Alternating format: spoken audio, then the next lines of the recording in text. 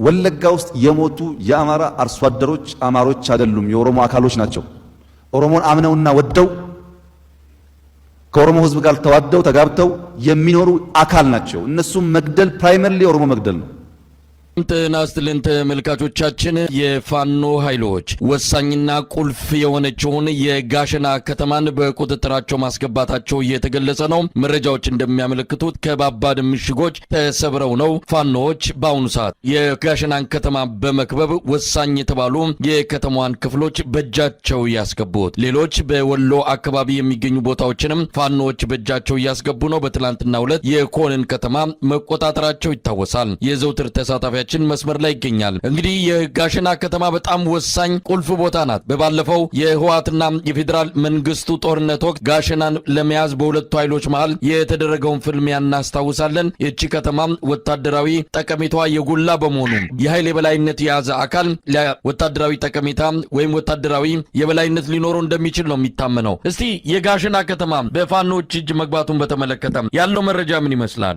መሳይ፣ በጣም የሚገርመውና በጣም የሚያስደንቀው ነገር ከእንግዲህ በኋላ ሰሜን ወሎ አካባቢ እየተደረገ ያለው ትንቅንቅ ወደ መጨረሻው ወደ ማገባደጃው እየደረሰ ነው። የጋሸና ከተማ በኢትዮጵያ ሕዝብ የምትታወቀው የዛሬ 4 ዓመት በፌዴራል እና በክልል ህወሓት ኃይሎች መካከል በተደረገው ከፍተኛ ውጊያ ስመጥር ከተማ ነች። ስመጥር ከተማነቷ ደግሞ በዋናነት የቦታዋን ከፍተኛ ወታደራዊ ጠቀሜታ ጠንቅቆ የሚያውቀው የሁለቱ አካል ከፍተኛ መስዋዕትነት በመክፈል አንዴ ፌዴራል መንግስቱ አንዴ የህወሓት እያያዙ ለተደጋጋሚ ጊዜ ከፍተኛ መስዋዕትነት የከፈሉባት ቦታ ናት። ዛሬ እንግዲህ የጋሸናን ከተማ 4 ምሽጎችን ሰባብሮ ወደ ከተማው እየገባ እንደሚገኝ ነው መረጃዎች የደረሱኝ። በትናንትናው ዕለት ብቸኛ ተስፋ የነበረው የዋላ ወረዳ ዋና ከተማ ጋሸናን ወረዳ ዋና ከተማ ኮንን የፋኖ ኃይሎች የደጋው መብረቅ አጥቅቶ ከተማዋን መቆጣጠር መቻሉንና ከኮን ከተማ ሸሽቶ የሄደው ኃይል ጋሸና ከነበረው ኃይል ጋር ተጣምሮ ምሽጎችን በማጠናከር ተተኳሾችን በማደራጀት ቦታውን በደንብ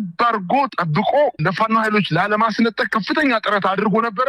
ነገር ግን በተለይ የደጋው መብረቅ ክፍለ ጦር በ3 አቅጣጫ ወደ ከተማው ዘልቆ በመግባት ምሽጎችን በማፈራረስ በርካታ ምርኮዎችን በእጃቸው በማስገባት በዛሬው ዕለት ከፍተኛ የሆነ ድል ተጎናጽፈዋል። ይቺ የጋሸና ከተማ ቁጥጥር ስር መሆኗ ከፍተኛ ወታደራዊ ክሳራ ነው የደረሰበት። ምክንያቱም ላሊበላ ከተማ ያለው የመንግስት ኃይል በየትም አቅጣጫ ሊወጣ አይችልም፣ ተቆርጦ ቀረ ማለት ነው። ጋሸና ከተማ ተያዘች ማለት ላሊበላ ያለው ኃይል ወደ የትኛውም መንገድ መውጣት አይችልም። ምናልባትም ደግሞ ምንም አይነት የወታደራዊ የሚሆን የምግብ አቅርቦት ሊቀርብለት አይችልም። በአውሮፕላን ካልሆነ በስተቀር ላሊበላ ከእንግዲህ በኋላ በምድር የሚደረግ ግንኙነት ተቋረጠ ማለት ነው። ስለዚህ ጋሸና ጋይንትን ለመያዝ ንፋስ መውጫን ከተማን ለመያዝ ወደ ደቡብ ጎንደር ዘልቆ ለመግባት እንዲሁም ወደ ሰሜን ጎንደር አካባቢ ወደ በለሳ ወደ ሌሎች የሰሜን ጎንደር አካባቢዎች ወደ ደባርቅ ወደ ዳባት አካባቢ ቆርጦ ለመግባትና ጎንደርና ከላይ ሆኖ ወደ ታች ለማጥቃት የሚያመች ቦታ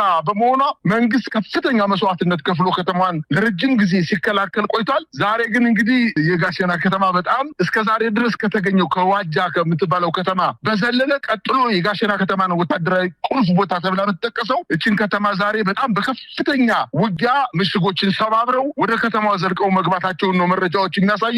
በዚያው በተደረገው ውጊያ የሚኒሻና የአድማ ብተና የፖሊስ ኃይል በአሁኑ ሰዓት እጃቸውን እየሰጡ ከነትጥቃቸው መሳሪያቸውን እያስረከቡ ወደ ጠራቀሚያ ወይም መሰብሰቢያ ቦታዎች ላይ እየተሰበሰቡ እንደሚገኙና የመከላከያ ኃይሉ ደግሞ ከከተማው በመውጣት በተለያየ አቅጣጫ መሳሪያውን ለገበሬ እየሰጠ ልብስ እየቀየረ ለመጥፋት ጥረት እያደረገ እንደሆነ ነው መረጃዎችን ከስፍራው የደረሰ መረጃ የሚያመላክተው። እንግዲህ የጋሸና ሙሉ በሙሉ በፋኖች እጅ መውደቅን በተመለከተ ይፋዊ መግለጫ እስኪሰጥ መጠበቅ ይገባል ከፋኖ አመራሮች። አሁን በተለያየ ምንጮች ያገኘነውን ይዘን ነው እንግዲህ ዜናውን ለተመልካች ለማድረስ የመጣ ነው። 4 ምሽጎች ተሰብሯል። እዛ አካባቢ ያሉትን ምሽጎች እኔም በአካል ሄጄ አይቻለሁ። በጣም ከባድ ምሽግ ነው የተሰራው። ያኔ ህወሓት እንግዲህ አጠቃላይ ወሎ ያለውን ነገር እየተከታተልን ያለነው። ወልዲያ ሰሞኑንም እንደዚሁ በደፈጣ ጥቃት የክልሉ የወረዳው የዛ አካባቢ የብልጽግና አመራሮች በደፈጣ ጥቃት የተመቱበት ሁኔታ፣ እንደዚሁም በሌሎች ቀጠናዎችም የአገዛዙ ኃይሎች ከፍተኛ ኪሳራ የደረሰባቸው እንደሆነ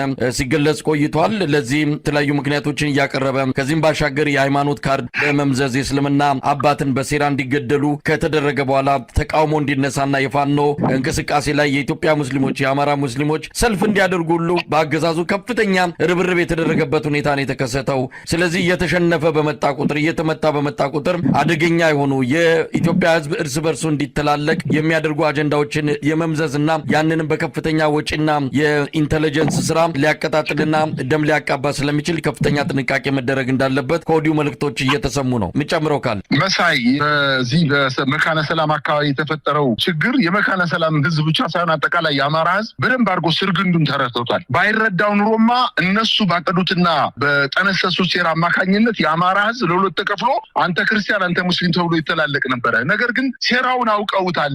መንግስት በአማራ ሕዝብ ላይ ያለችው ብቸኛ ካርድ ሃይማኖት ካርድ መዞ እርስ በርሳቸው ለማጫረስ ነበር ፍላጎት ያሳየው።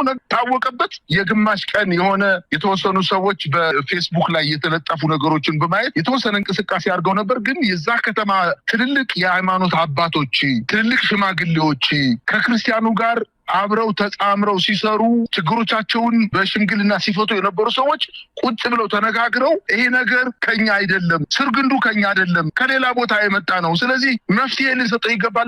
መፍትሄ የሰጠው ተዘግቷል ፋይሉ። ወልዲያ ላይም እንግዲህ መንግስት መሸነፉ የምታየው በሰሜን ሁሉ መሸነፉ የምታየው በጨለማ የመንግስት ባለስልጣናትን በወልዲያ ከተማ በሄሊኮፕተር የሚሆን ባህራ በኩል አድርገው ገብተው በሌሊት ተቀርጸው ወልዲያ ሰላም ናት የምትለውን ብቻ ለመስጠት ለማሳየት ለኢትዮጵያ ሕዝብ ወልዲያ እኮ ከአንድ ወር በፊት እኮ በመንግስት ቁጥጥር ስር ብቻ ሳይሆን አጠቃላይ ሰማይ ምድሩ የአማራ ክልል አጠቃላይ እርሻውም ተራራውም ወንዙም ሸንተረሩ በሙሉ መከላከያ ሰራዊት ነበረበት እኮ። አሁን ወልዲያ ላይ ከፍተኛ ቁጥር ያለው ባህራ በኩል በአውሮፕላን ኮምቦልቻ ካስገባ በኋላ ከዛ ባህራ በኩል እያደረገ ወልዲያ ከተማ ካስገባ በኋላ በሌሊት እየሄደ ወልዲያ ሰላም ናት እያለ ሊዘፍን ሲል ከፍተኛ የዞንና የከተማ አስተዳደር አመራሮች ከሐራ ከተማ አድረው ወደ ላሊበላ ወደ ወልዲያ ከተማ በንጋት ሲጓዙ በአርፒጂ መሳሪያ ተመተው ነው በርካታ ባለስልጣናትና አጃቢዎቻቸው የተገደሉ። ይሄ እኮ ማለት እንግዲህ ፋኖ በመንግስት ላይ ከጉሮሮ ላይ የተሰነቀረ አጥንት ሆኖበታል። ጎትቶ ማያወጣው ነገር ሆኖበታል። ከእንግዲህ በኋላ ተፈራግጦ ከመሞት በዘለለ ከእንግዲህ በአማራ ሕዝብ ላይ እንደፈለገ የፈለገውን እያደረገ የሚቀጥልበት ዘመን እያጠረ የመጣ መሆኑን ነው ማየት የቻልኩት። ወልዲያ በአጭር ጊዜ ውስጥ ልክ የፋኖ ኃይሎች ጋሸና ከተማ ላይ ባልተጠበቀና ከፍተኛ ዝግጅት በተደረገበት እና እጅን ካፍ የሚያስጭን ዛሬ ያገኙት ድል ሁሉ ወልዲያ ከተማ መንግስት ለማጥቃት በጣም በተደጋጋሚ ጊዜ መንገዶችን ለማስከፈት አራቱ የታነቁ መንገዶችን ለማስከፈት ሰራዊቱን በገፍ አሰማርቶ ከባባድ መሳሪያዎችን በመጠቀም ድሮን በመጠቀም ሄሊኮፕተር በመጠቀም ስፓርታ ወይም አየር ወለድ ኮማንዶዎችን በመጠቀም መንገድ ለማስከፈት ጥረት አድርጎ ሞክሮ አልሳካለቱ። አሁን ከተማ ውስጥ እኮ እያንዛረጠ ነው የሚገኘው። ስለዚህ ወልዲያ ከተማ ምልክ የጋሸና ዕጣ ፈንታ በቅርብ ቀን ይደርሳታል የምን እምነት ነው ያለን። ከዛ በኋላ ደግሞ ነገሮቹ መልካቸው ሙሉ በሙሉ ይቀይራሉ የሚል እምነት ነው ያለን። ግን የወልዲያን ከተማ ድል እንደው የአማራ ሕዝብ በከፍተኛ ደረጃ አጣጥመዋል የሚል እንደው ተስፋና እምነት ነው ያለኝ። መሳይ በጣም አመሰግናለሁ። እኔም አመሰግናለሁ።